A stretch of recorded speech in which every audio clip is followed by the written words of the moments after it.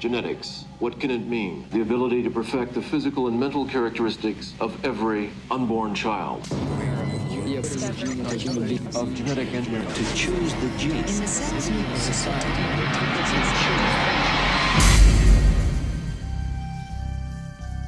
In the not too distant future.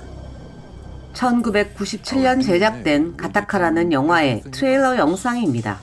개인적으로 최애하는 배우 중 한 사람인 에단 호크가 주연한 영화이지요. 가타카는 영화 도입 부분에서 볼 수 있듯이 선택된 유전자의 재조합으로 태어난 우월한 개체들이 모인 우주 항공회사의 이름입니다. 이 이름은 특별한 의미를 가진 것이 아니라 DNA의 염기 서열인 ATGC를 마구 재조합하여 만든 이름인데요. 이 우주 항공회사는 부모의 사랑만으로 태어난 사람들이 갈 수 있는 그런 곳이 아닙니다.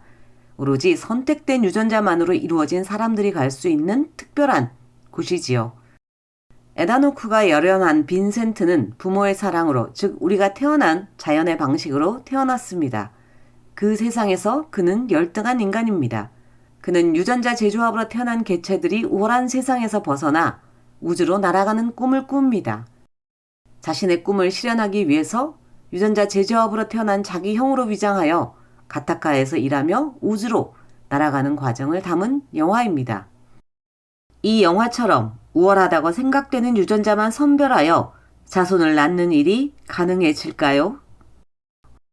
인류의 아주 오래된 유전병 중에 난모양 적혈구 빈혈증이라는 유전병이 있습니다. 이 질병은 11번째 염색체에 존재하는 헤모글로빈을 만드는 유전자에 변이가 생겨서 일어나는 질병이지요. 유전자의 염기 서열 중 단 하나의 염기, T가 A로 변이가 일어나서 이 모든 일이 일어나게 됩니다. 생명체는 3개의 염기 서열을 하나로 인식하여 하나의 아미노산에 대한 정보를 제공합니다. 하나의 아미노산을 결정하는 3개의 염기 서열 중 맨 뒤에 있는 염기 서열은 크게 중요하지 않습니다. 앞에 있는 2개가 결정적이지요. 두 번째 염기 서열이 T에서 A로 바뀜으로써 생합성된 단백질의 아미노산이 글루타믹 애시드에서 발린으로 바뀌게 됩니다. 이 하나의 아미노산 서열 변화는 적혈구 세포의 모양을 완전히 바꿔놓게 되지요. 이 구조 변경으로 적혈구에 결합하는 산소 결합 능력이 현저히 떨어지는 결과를 낳습니다. 인류의 농경사회가 시작된 홀로세 초기 7,500만 년 전에도 이 질병이 존재했던 것으로 보입니다. 만약 11번째 염색체에서 한쪽은 변이 유전자를 가지고 있고 다른 한쪽은 정상 유전자를 가지고 있다면 두 유전자가 동시에 발현되어 혈액 내에는 아래 그림에서 보는 것처럼 둥근 적혈구와 난 모양의 적혈구가 동시에 존재하게 됩니다. 짝짝이 유전자를 가진 결과입니다.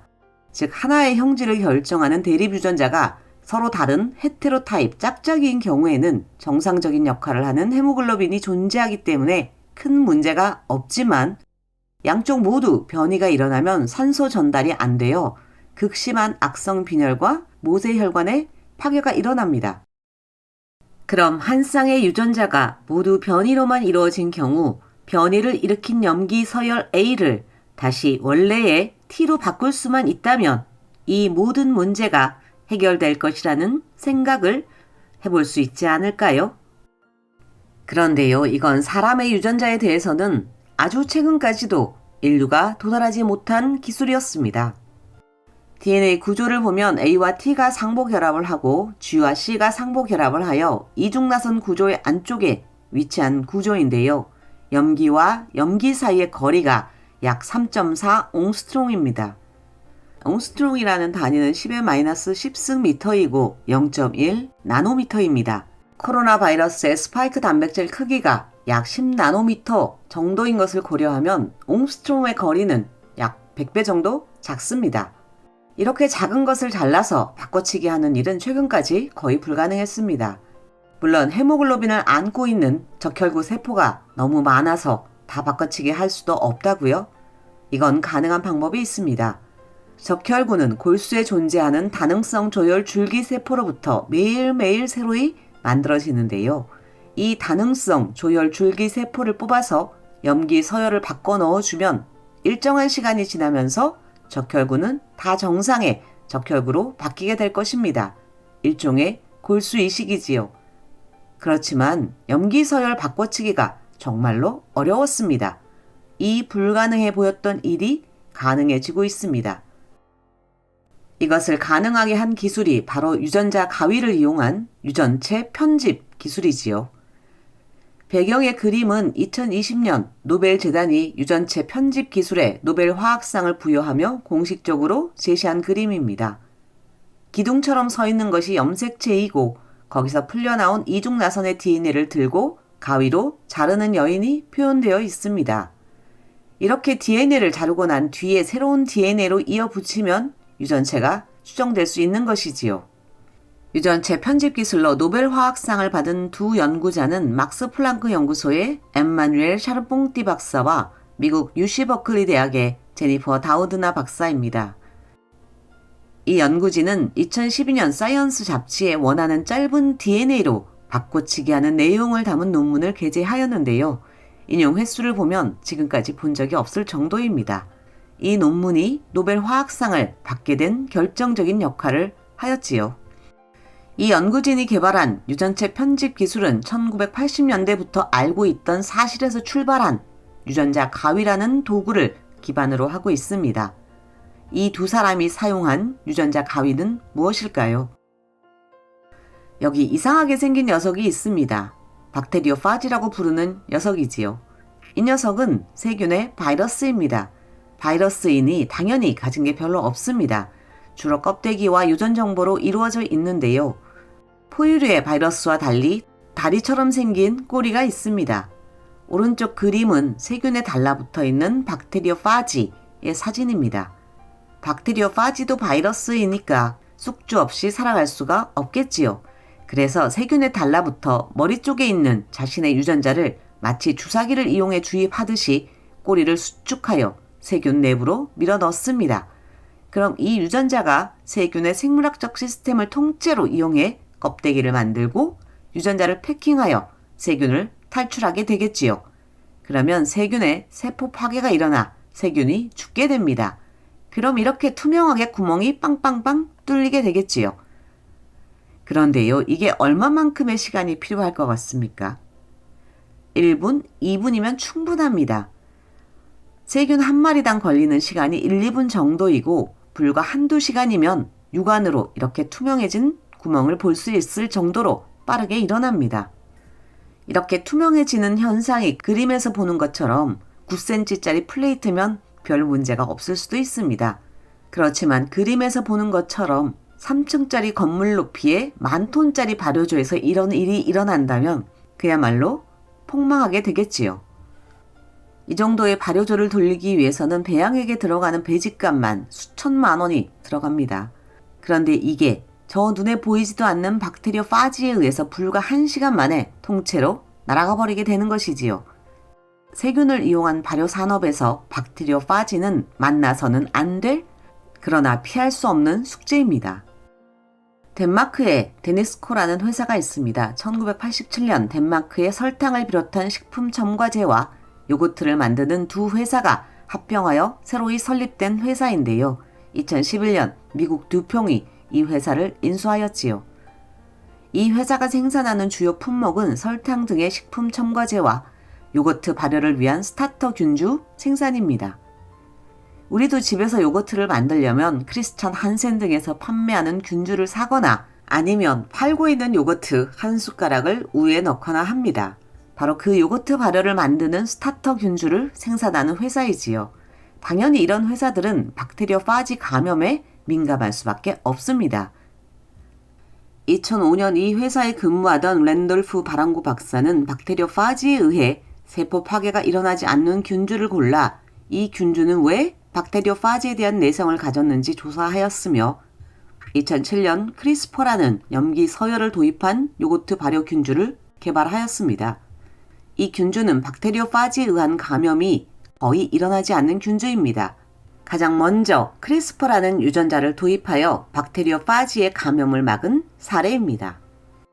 CRISPR이라고 쓰고 읽기를 크리스퍼라고 읽는 이 이름은 Clustered Regularly Interspaced Short Palindromic 리피츠라는 긴 이름의 각 앞 글자를 딴 이름입니다. 이 유전자가 어떻게 생겼는지 보면 왜 이런 이름이 붙었는지 쉽게 이해할 수 있습니다.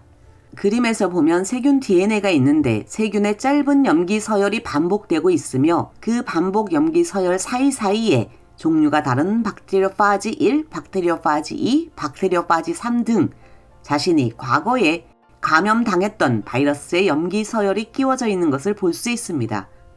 즉 바이러스에 대한 감염의 기록을 남겨둔 것이지요. 이 세균이 또 다른 바이러스의 감염이 일어나서 살아남는다면 또 새로운 파지 DNA, 박테리오파지 4를 추가할 것입니다.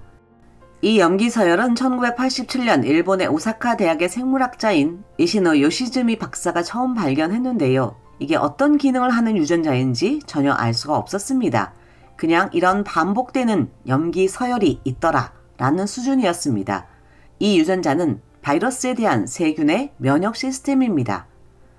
이를 어떤 연구자는 마치 백신 카드가 장착된 것 같다고 해서 Genetic Vaccination 카드라고 부르기도 합니다. 하지만 이 염기 서열의 기록만으로는 면역이 일어나지 않습니다. 카스9이라는 효소가 필요합니다.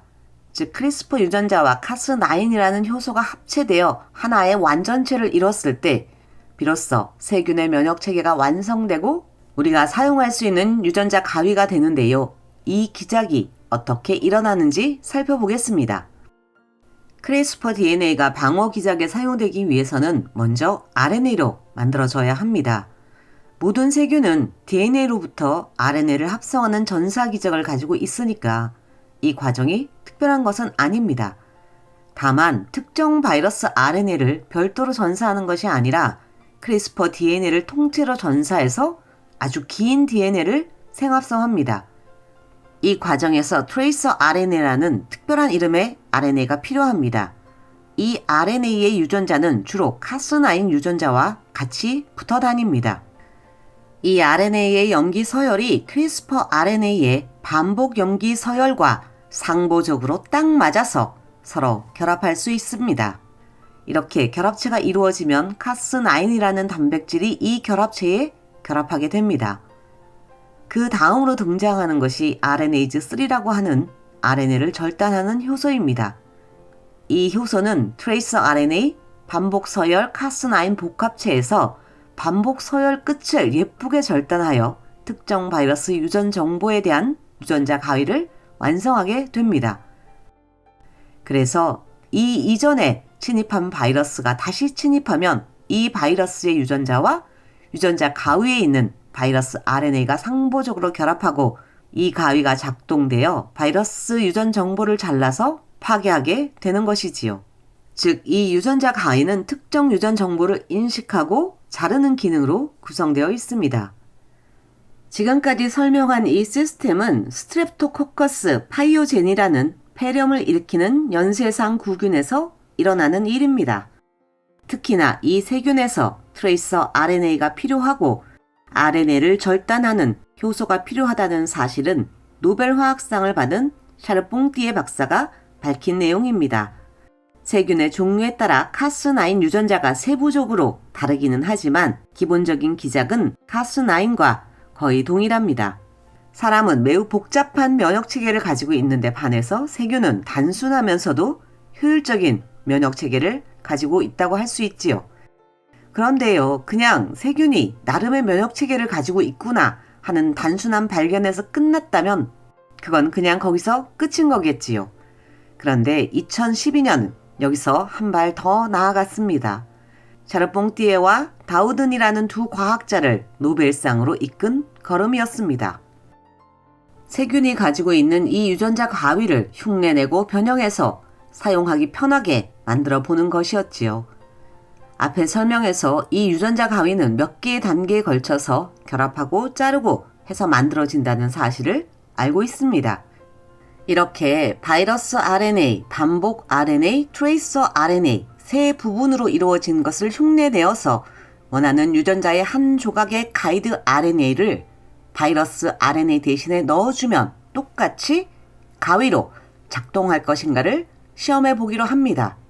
결과는 대성공이었습니다. 가이드 RNA는 카스9 단백질과 결합하여 가위를 만들고 지정하는 곳에 딱 그곳에 가서 DNA를 잘랐습니다. 이는 이제 내 마음대로 딱 원하는 곳에 사이즈가 얼마이든지 간에 자를 수 있다는 것을 의미합니다.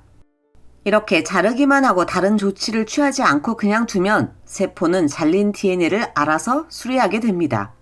그러나 잘린 부분이 원래 어떤 염기 서열을 가지고 있었는지 참고 자료가 없기 때문에 수리하면서 아무거나 끼워 넣게 되는데요. 이 과정에서 오류가 생깁니다. 자외선을 많이 쬐거나 발암물질을 먹거나 흡입했을 때 이로 인해 망가진 유전자를 수리하면서 비슷한 일이 발생합니다. 그렇게 잘못 수리된 DNA가 가끔 문제를 일으키는 것이지요. 만약 잘린 부분 좌우로 결합할 수 있는 견본이 주어진다면 그것을 참조해서 수리를 하게 됩니다.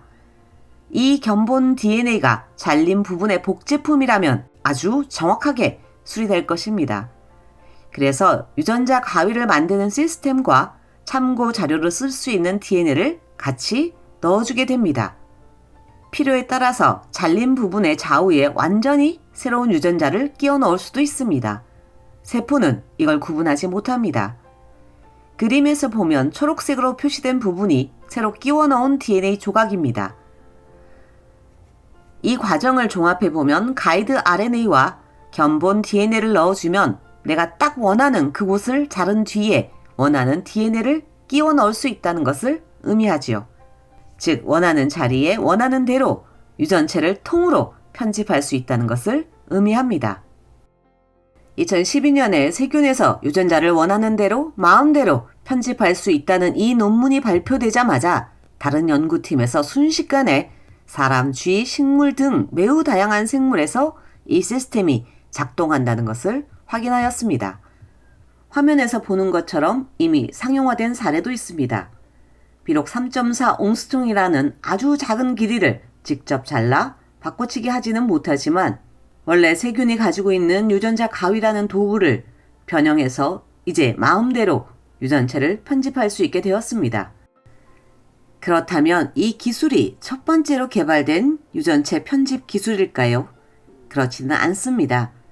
이전에도 징크핑거 단백질, 테일 단백질 등 알려진 편집 기술이 있었습니다. 대신 현재의 유전자 가위는 예전 기술에 비해서 훨씬 정교하고 효율적인 기술입니다. 이 기술이 가지는 의미는 어디에 활용 가능한지를 살펴보면 잘 알 수 있습니다. 가장 대표적으로 생각할 수 있는 것이 암세포의 유전자 치료입니다. 변형된 유전자를 근원적으로 수리할 수 있기 때문에 개발된다면 최고의 치료법이 될 수도 있을 것입니다. 유사한 치료 방법으로 유전 질환을 치료하는 것입니다. 태어날 때부터 유전자에 문제가 있어서 고생하는 사람들에게 큰 희망이 될 수도 있을 것입니다. 앞에서 언급한 난 모양 적혈구 빈혈증과 같이 오로지 하나의 염기 서열이 바뀐 경우에도 사용할 수 있습니다. 식물에 적용한다면 곰팡이병이나 가뭄에 잘 견디는 작물 종자를 개발한다거나 중금속을 흡수하지 않는 종자를 개발하는 것에도 적용할 수 있을 것입니다. 물론 여기서 끝이 아닙니다. 그냥 말 그대로 하나의 유전자가 아니라 유전체를 통째로 원하는 대로 썼다 지웠다 마구 편집할 수 있는 기술이기 때문에 그 활용성은 무궁무진하다고 할 수 있습니다. 이렇게 모든 생명체에 유전체를 썼다 지웠다 할 수 있는 기술을 손에 쥔 순간 이 기술이 아무리 유용해도 문제가 발생하겠지요. 도덕적이고 윤리적인 문제일 것입니다. 2012년 세균에서 유전체 편집 기술을 성공한 지 불과 6년 후인 2018년에 문제가 생겼습니다. 중국의 생물학자인 허첸쿠이가 있습니다. 이 사람은 후천성 면역 결핍증에 걸린 남성의 정자와 정상 여성의 난자를 교배하여 만들어진 배아에서 HIV 바이러스가 침입하지 못하게 유전자를 편집하여 쌍둥이를 출산했다고 주장했습니다. 전 세계가 난리가 난 사건이었습니다. 정말 이 사람이 했다는 유전자 편집 기술이 제대로 성공했는지는 알 수가 없습니다. 모든 저널이 이 사람의 논문 게재를 거부하였으니 이 분야 전문가들이 연구 내용을 검증할 수도 없었습니다. 실제로 검증하였다고 하더라도 사기일 수도 있습니다. 어차피 논문 검증이라는 것은 논문 내에서의 오류를 찾는 것이니까요. 물론 이 실험을 하는 과정에서 중국 당국의 생명윤리에 관한 지침을 전혀 따르지 않았으며 승인도 받지 않았습니다. 그래서 징역 3년의 처벌을 받기는 했습니다.